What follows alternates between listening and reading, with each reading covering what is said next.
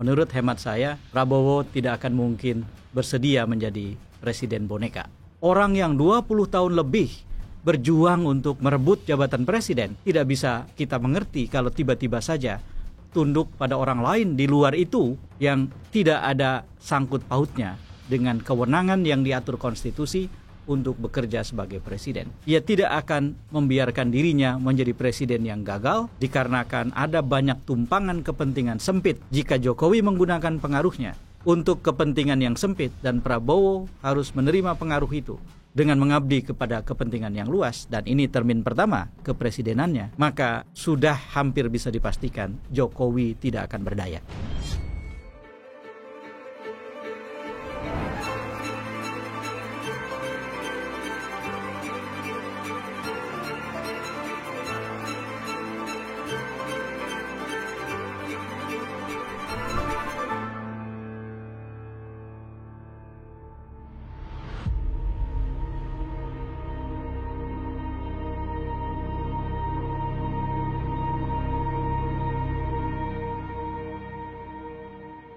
Assalamualaikum warahmatullahi wabarakatuh. Jumpa lagi dalam Keep Talking, Kang EF bicara.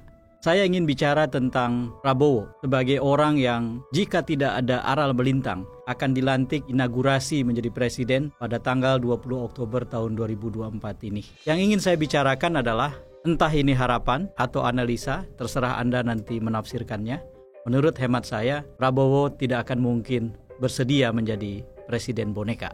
Tentu ada yang bertanya, bagaimana mungkin? Sementara ketika menjadi presiden, ia banyak dibantu oleh presiden sebelumnya, Joko Widodo. Tentu ada semacam utang budi di situ, dan atas nama balas budi, boleh jadi Prabowo akan mengikuti apapun yang Jokowi mau.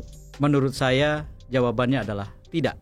Mengapa begitu? Izinkan saya untuk menceritakan soal ini, untuk mengurai soal ini dengan melihat beberapa faktor, beberapa pertimbangan. Yang pertama, yang sangat penting adalah bahwa harus diingat Prabowo ini bukan orang baru dalam pertarungan untuk menuju kursi presiden. Prabowo adalah orang yang barangkali satu-satunya di Indonesia yang ikut terlibat dalam kontestasi sepanjang sejarah pemilihan presiden langsung. Presiden terpilih Prabowo saat ini adalah orang yang pada tahun 2003 mengikuti konvensi Partai Golkar ketika partai itu memilih bakal calon presidennya, tetapi ia gagal. Lalu 2009, ia menjadi calon wakil presiden dari Megawati Soekarno Putri. Artinya, ia ada di kertas suara. Dan sejarah kemudian mencatat, Anda semua sudah tahu. Mulai tahun 2014 sampai dengan 2024, Prabowo ikut serta menjadi calon presiden dalam pemilihan presiden 3 kali berturut-turut. Ini perjalanan yang tidak pendek. Kalau dihitung, lebih dari 20 tahun hingga akhirnya Prabowo bisa meraih jabatan presiden itu.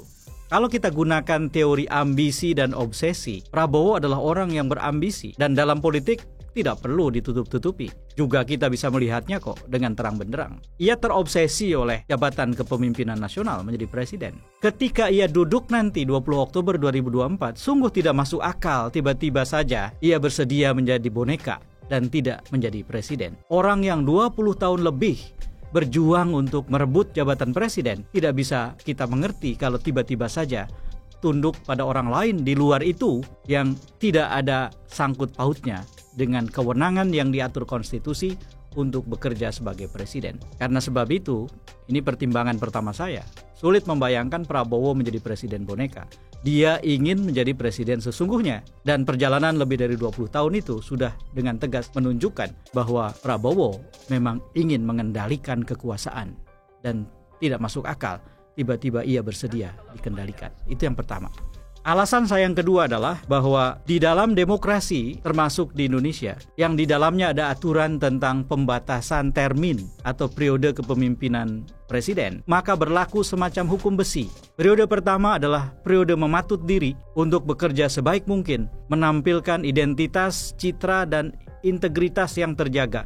yang kemudian sangat berguna untuk membuatnya punya peluang terpilih kembali dalam pemilihan presiden berikutnya. Periode pertama adalah periode menjadi presiden yang baik-baik, periode menjadi presiden yang efektif, periode menjadi presiden untuk rakyat yang kemudian nanti bisa diolah presiden yang diinginkan kembali oleh para pemilih. Sulit membayangkan Prabowo bisa memadukan dirinya sebagai boneka dengan presiden yang patut dipilih kembali 2029. Dengan cara berpikir itu, saya membayangkan Prabowo akan bekerja sebagai presiden mati-matian dia hingga titik keringat dan darah yang terakhir, menjadi orang yang dicintai orang Indonesia untuk kemudian dengan mudah terpilih kembali di 2029. Soal berhasil atau gagal, soal lain. Tetapi ia akan ikhtiar sekuatnya untuk itu. Menjadi presiden boneka buat orang seperti Prabowo yang sedang memimpin dalam periode pertamanya tidak masuk akal di mata saya. Lalu saudara-saudara, ada sebab lain yang juga penting. Ini masih berkaitan dengan soal yang pertama dan kedua, bahwa ia sejak lama memang berambisi dan terobsesi mengendalikan kekuasaan dengan menjadi presiden, dan ia harus mengelola kepemimpinan periode pertamanya dengan baik. Terkait dengan itu, tidak masuk akal jika Presiden Prabowo kelak dalam periode pertamanya akan tunduk pada kepentingan-kepentingan yang sempit. Ia akan membela kepentingan-kepentingan yang luas. Ia tidak akan membiarkan dirinya menjadi presiden yang gagal dikarenakan ada banyak tumpangan kepentingan sempit yang kemudian membuatnya terlihat sangat tidak menarik sebagai pemimpin, sangat tidak bertanggung jawab sebagai kepala negara, dan sangat tidak atraktif untuk dipilih kembali. Maka semua kepentingan sempit yang datang dari luar akan ditepis. Orang yang ingin menjadikan Prabowo boneka adalah orang yang sudah pasti punya kepentingan sempit. Kalau kepentingannya luas, dia harus tunduk pada konstitusi, membiarkan presiden bekerja sesuai dengan aturan yang tersedia. Ia tidak perlu menitipkan kepentingannya untuk anaknya, untuk keluarganya, untuk kerabatnya, untuk kepentingan bisnisnya, untuk oligarki yang sedang dia bangun, dan seterusnya, yang seluruhnya adalah sempit. Ketika kemudian kepentingan-kepentingan sempit itu dititipkan, logika dan akal sehat menurut saya menjelaskan Presiden Prabowo tidak akan bersedia, akan menampiknya. Itu alasan saya yang berikutnya. Alasan saya yang terakhir berkaitan dengan apa yang di dalam politik selalu bekerja. Di dalam politik, kekuasaan dan pengaruh kadang-kadang tidak di satu tangan, bahkan seringkali tidak di satu tangan. Kekuasaan adalah kemampuan untuk mengendalikan pihak lain dengan otoritas dan kewenangan yang melengkapinya. Seseorang yang berkuasa memang berdasarkan aturan, mekanisme, prosedur, atau apapun namanya, ia berhak untuk mengendalikan orang lain, pihak lain. Dia berhak untuk membuat aturan, dia berhak atau berwenang untuk memberikan sanksi. Itulah kekuasaan. Pengaruh tidak. Pengaruh adalah kemampuan mempengaruhi orang lain, kadang-kadang pada tingkat mengendalikan orang lain. Tetapi seorang yang berpengaruh tidak punya kewenangan, karena itu disebut pengaruh. Seorang tokoh agama seperti kiai misalnya, atau pendeta, punya pengaruh untuk membuat orang melakukan sesuatu di dalam konteks sosial, pemerintahan, atau ekonomi. Tetapi mereka tidak punya kewenangan seperti orang yang berkuasa. Jokowi adalah pemilik pengaruh setelah 20 Oktober. Prabowo adalah pemilik kekuasaan. Izinkan saya menceritakan sedikit rumus di dalam politik berbasis praktek-praktek yang dilakukan di banyak negara.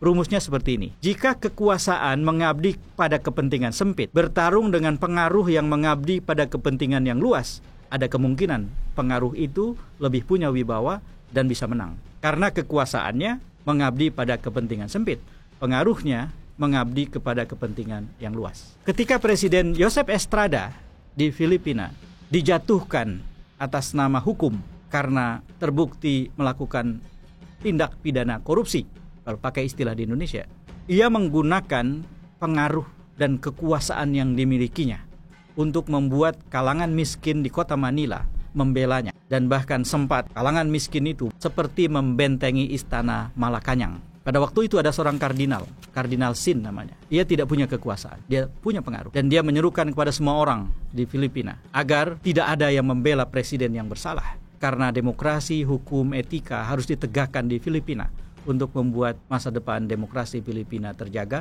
dan Filipina bisa menjemput masa depan yang baik. Kardinal itu tidak punya kekuasaan. Presiden Estrada sedang berkuasa. Apa yang terjadi? Kalah kekuasaan yang mengabdi pada kepentingan sempit oleh pengaruh yang mengabdi kepada kepentingan yang luas. Ada situasi sebaliknya. Kekuasaan yang mengabdi kepada kepentingan yang luas sudah pasti atau sudah hampir bisa dipastikan akan bisa mengalahkan pengaruh yang mengabdi kepada kepentingan sempit. Teori ini bisa kita gunakan untuk menjelaskan duduk atau posisi di antara Presiden Prabowo dan mantan Presiden Jokowi. Jika Jokowi menggunakan pengaruhnya untuk kepentingan yang sempit dan Prabowo harus menerima pengaruh itu dengan mengabdi kepada kepentingan yang luas, dan ini termin pertama kepresidenannya, maka sudah hampir bisa dipastikan Jokowi tidak akan berdaya. Jadi saudara-saudara, jangan terlalu menganggap enteng presiden yang terpilih, lalu kemudian dengan mudah presiden sebelumnya yang cawe-cawe dalam pemilu presiden dan memberikan banyak utang budi kepada yang bersangkutan, si presiden terpilih, itu si mantan presiden bisa dengan mudah mengendalikan kekuasaan Indonesia. Tidak, saudara-saudara.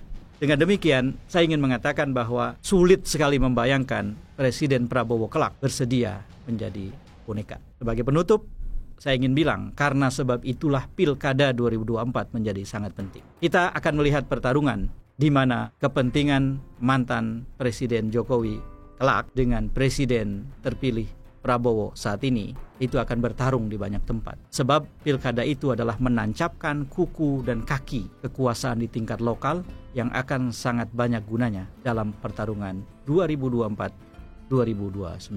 Saudara, itulah yang ingin saya katakan. Dengan mengatakan ini, saya tentu berharap bahwa Prabowo ketika menjadi presiden tidak mengabdi kepada kepentingan sempit. Jika ternyata mengabdi kepada kepentingan sempit, tentu saja Jokowi bisa saja masih punya daya kendali. Tetapi jika Prabowo mengabdi kepada kepentingan yang luas, maka Jokowi atau siapapun tidak mudah menjadikannya sebagai boneka. Yang diuntungkannya adalah kita. Mari kita jaga demokrasi dengan menerima siapa pemenang, karena itulah yang sudah jadi fakta. Tetapi ketika presiden sang pemenang itu melakukan berbagai langkah yang harus kita lawan karena mengabdi kepada kepentingan yang sempit, saudara, jangan tinggal diam, jangan tidur, terus terjaga. Kita lawan. Proses berdemokrasi itu bukan lari sprint 100 meter. Berdemokrasi adalah berlari, berlomba, maraton. Panjang perjalanan kita. Nafas harus kita atur, ketahanan harus kita jaga, harus kita rawat. Tentu saja di dalamnya ada akal sehat dan kewarasan. Saudara, mari jaga akal sehat, mari jaga kewarasan. Kita lihat apa yang terjadi, tetapi bukan sebagai penonton. Kita jalani itu sebagai pelaku. Dan sebagai pelaku, kita akan ikut menentukan kepentingan mana yang akan menang. Tentu saja yang harus kita perjuangkan, kepentingan banyak orang, kepentingan kita, kepentingan semua orang yang akan menang. Dan bukan kepentingan sempit seperti politik, dinasti, atau nepotisme. Saya Ep Saifullah Fatah, wallahul muwafiq ila aqwamit thoriq. Assalamualaikum warahmatullahi wabarakatuh.